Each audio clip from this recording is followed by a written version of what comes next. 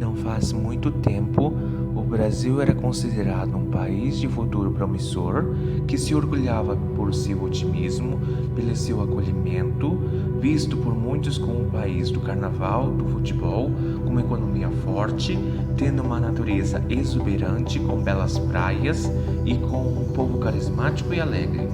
Tudo isso fazia com que o mundo cultivasse em altas expectativas as chances do sucesso brasileiro. Mas, de uns tempos para cá, tudo mudou. Casos desenfreados de corrupção pioram nos indicadores sociais, crises econômicas constantes, crises políticas sem fim e tantos outros problemas minaram a reputação internacional sobre o Brasil. E as esperanças de muitos brasileiros também se perderam. Mas por que um país que tinha tudo para prosperar naufragou? Olá, me chamo Andrei e seja bem-vindo ao Universo de Geopolítica, o canal em que você entenderá tudo sobre a geopolítica do Brasil e do mundo. Agora, sem mais enrolação, vamos ver nesse vídeo os 4 aspectos pelos quais o futuro nunca chegou ao Brasil. Primeiro aspecto: educação. O setor educacional de um país é a chave para o seu futuro. É esse setor que ditará as consequências dos posicionamentos do país frente às diversas questões de ordem social que a nação precisará resolver. Assim, a educação é a semente pela qual aquela determinada nação escolhe plantar soluções ou problemas para as próximas gerações. Não é novidade para ninguém que o investimento a longo prazo em educação traz ótimos resultados para qualquer país. Vide exemplos expressivos disso em países como Coreia do Sul, Nova Zelândia e Taiwan, para ficarmos em apenas 3 exemplos de muitas outras nações pelo mundo afora que colheram bons frutos. Entretanto, investir em educação é antes de mais nada uma escolha que a sociedade precisa fazer, na hora de se autogovernar e de se auto-administrar. Alocar mais recursos financeiros em educação nunca foi uma prioridade no Brasil.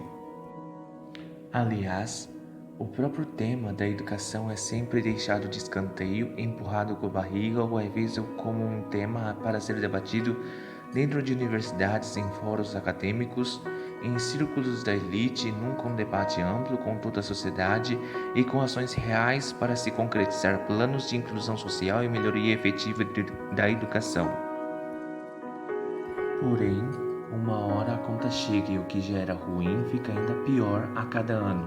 O estudante que não tem incentivo, seja da escola, dos próprios pais ou da comunidade, se sente desmotivado a estudar e muitas vezes se vê impelido a buscar uma fonte de renda já bem jovem, largando a escola e deixando-a para o segundo plano.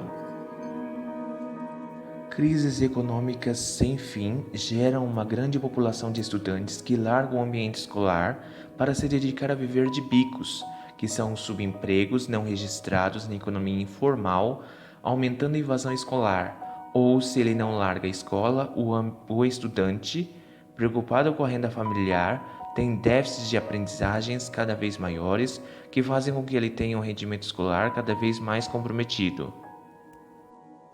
Além disso, a falta de investimento na infraestrutura escolar é outro fator preocupante, pois na maioria das escolas brasileiras faltam livros, ambiente escolar atrativo para o estudo, internet de qualidade e capacitação e aprimoramento adequado dos professores na rede de ensino, o que resulta em resultados cada vez mais constrangedores para o Brasil nos censos de educação mundial. O tema da educação é complexo e não tem a pretensão de exaurir o assunto, mas o Brasil não se adequou às novas realidades e não transformou sua didática aos novos tempos, e nem se adequou para a inclusão dos mais pobres, não investiu adequadamente em uma rede de ensino ampla e integrada, e o ambiente social próximo das escolas é pobre, marginalizado e violento, o que afasta o jovem de aprender em qualidade com um tempo adequado de estudo. Dentro de uma realidade social cada vez mais dinâmica, complexa, informatizada e muito exigente no mundo em que vivemos, apenas aprender superficialmente inglês e ter diploma de ensino básico, fundamental e médio não é o bastante para se adequar às exigências cada vez maiores do mundo atual. Segundo fator, ciência e tecnologia. Devido à educação não ser uma prioridade no país, a ciência e a tecnologia também não o são. Apesar de existir um ministério específico para isso, apenas serve para ser preenchido por algum político ou alguém indicado, ou seja, mais um cargo burocrático. Ciência e tecnologia são temas que nunca foram tratados com a devida importância estratégica que deveriam ser, e o Brasil paga um preço muito alto por isso. A começar pelo país ser um atraso em questões tecnológicas e no registro de patentes. Por isso, grandes marcas tecnológicas são estrangeiras. Celulares, notebooks, videogames são sempre de empresas internacionais. O país, como não tem mão de obra especializada, não consegue montar grandes empresas tecnológicas e vira refém do comércio mundial.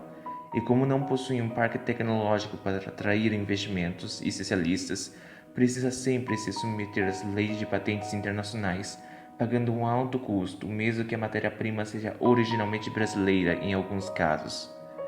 Tudo que é importante em termos de produtos no cenário mundial, precisamos importar, o que vai desde remédios, produtos tecnológicos, petróleo refinado, fertilizantes e defensivos agrícolas, ou seja, uma infinidade de itens que a economia brasileira, com enorme potencial, vai perdendo ao longo do tempo por não produzi-los, devido ao não investimento em educação, ciência e tecnologia.